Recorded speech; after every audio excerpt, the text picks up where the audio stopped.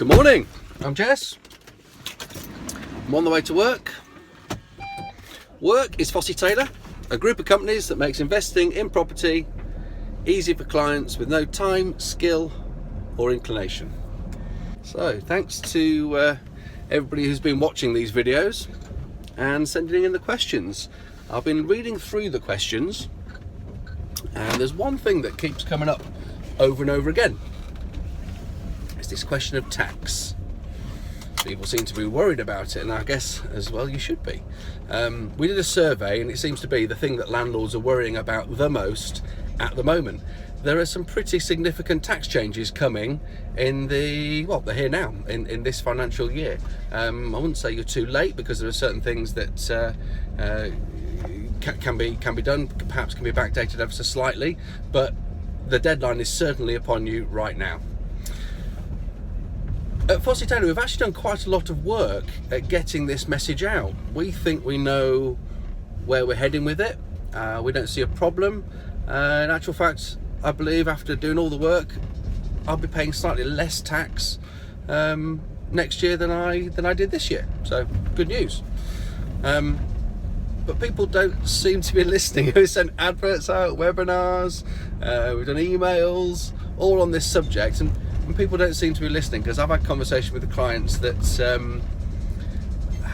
they seem very confused. I think actually, rather than not listening, people are listening too much. They're listening to lots of conflicting opinions, and the interesting thing is, when you hear all those different opinions, it's likely that all of them are actually correct. I don't think many people are receiving bad advice. If you do this, this is the case. Not bad advice. It's just that if you'd have done that as well, or before, or included with, then you could have done that. So when somebody says you can do this, they're correct, as long as you do A, B and C first. When somebody says you can't do that, correct, because you didn't do A, B or C, and perhaps that person then did not suggest that you should do A, B and C. Maybe they don't know about A, B and C. My point is, there is not a one-size-fits-all solution to this.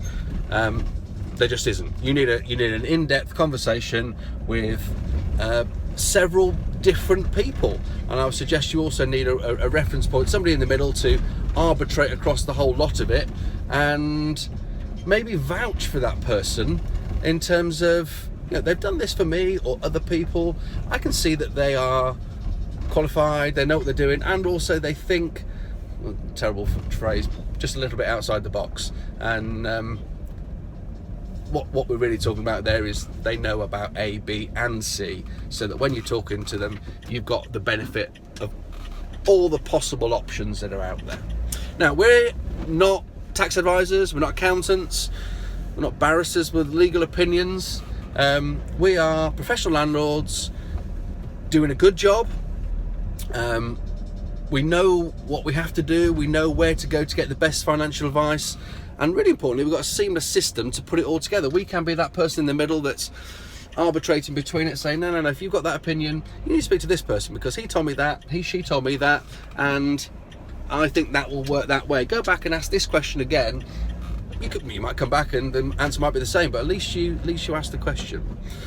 Who knew, for example, that to be the most tax efficient, you should really, or you might need to speak to your builder's accountant. If you're not thinking about that at all, you're thinking, oh, what, why, how, then you're possibly missing out. It's quite a big piece of what we do, is how our builders build the work to be most tax efficient. So the bottom line for me is 95% of landlords this year will be paying more tax than me, and I'm really happy about that for two reasons. One, I'm paying less tax, and two, the 95% of people that are paying more tax will hopefully be feeling the squeeze, will be put off from being a landlord. Less landlords, less competition. As a professional property investor who knows what I'm doing, I'm going to make the best of that and take advantage of it. I run a company that buys property, renovates it to add value, and rents it out for the long term. More landlords paying more tax makes it easier for us to do our job. So if you want to be part of that 95%, stay where you are.